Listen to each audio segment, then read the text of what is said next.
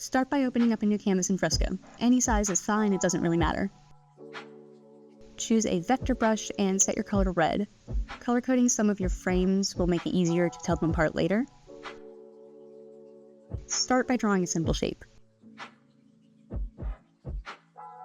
This is going to be our first keyframe, so label it by writing key or by drawing a star in one of the corners. Also, add the number 1 somewhere for this frame. For the purposes of this demo, we're going to number each frame as we make it. Turn on the motion timeline by pressing the bouncing ball in the bottom right corner. Click the plus button to add a new blank frame. Change your color to blue. Then start drawing a different shape. I'm choosing a blob here. Make sure your shapes intersect in some places. You should have blue lines crossing over red lines. Label this frame key as well, and then label it with the number 7.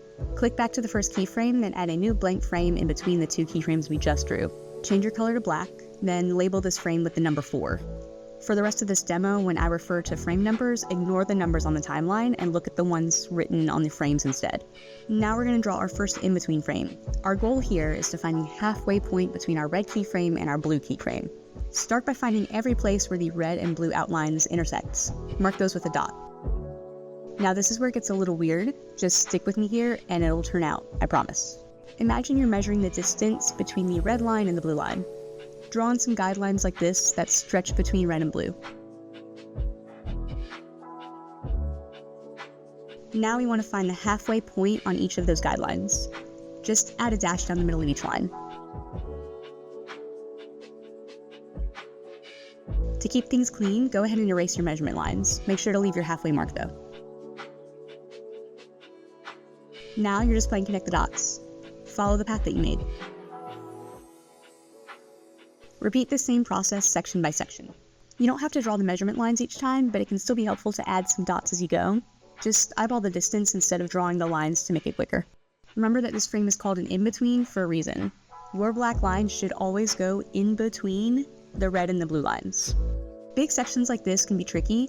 This is where measurement lines are most helpful, even once you already have a hang of finding the halfway point. When you have to go around a corner like this, try to keep your lines perpendicular to the shape on the inside, which in this case is the red one.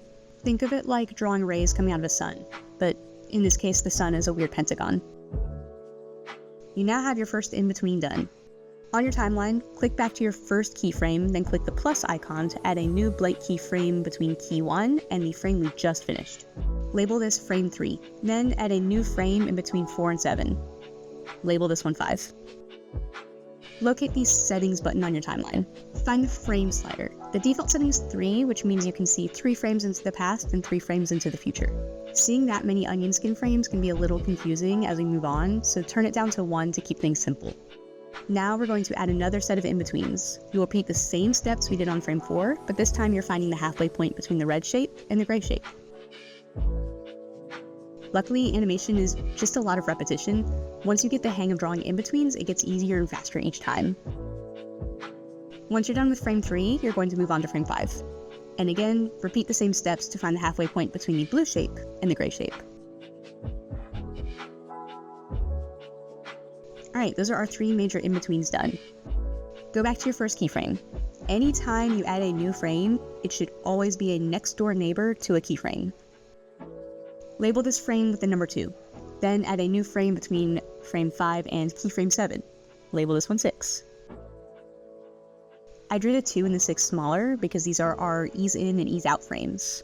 We are covering a smaller distance when we find the halfway point for these frames, so therefore, smaller number. Even though we've labeled these frames differently, the process is still the same. Once you've completed frame 2, repeat the same steps on frame 6. That's all the drawing. Let's change our settings before we watch it to make it a little easier on the eyes. Since our animation is only 7 frames long, 12 frames per second is going to be too fast. Slow it down to either 8 or 10. Then change the playback mode from loop to boomerang. This will make it go back and forth instead of jumping from frame 7 back around to frame 1. If you find the red and blue flashes annoying, you can use the paint bucket to color them black. We only needed the color coding to make the in-between drawings easier, so you can change them now. Personally, I think 7 frames isn't quite enough to make this animation super smooth. You don't have to add any more, but I suggest that you watch this next part to at least get the idea of how adding more ease frames works. I'm going to add a new frame right next door to my keyframe. Remember, our new frame should always be next door to a keyframe. More frames equals slower, and our goal is to really slow down around our keyframes. For the sake of not erasing all of my numbers on top, I end up labeling these extra frames 1.5 and 6.5. Obviously, that's not how frames work, but it doesn't really matter here. This animation is now going to look a little smoother and have more dramatic ease in and ease out around each keyframe.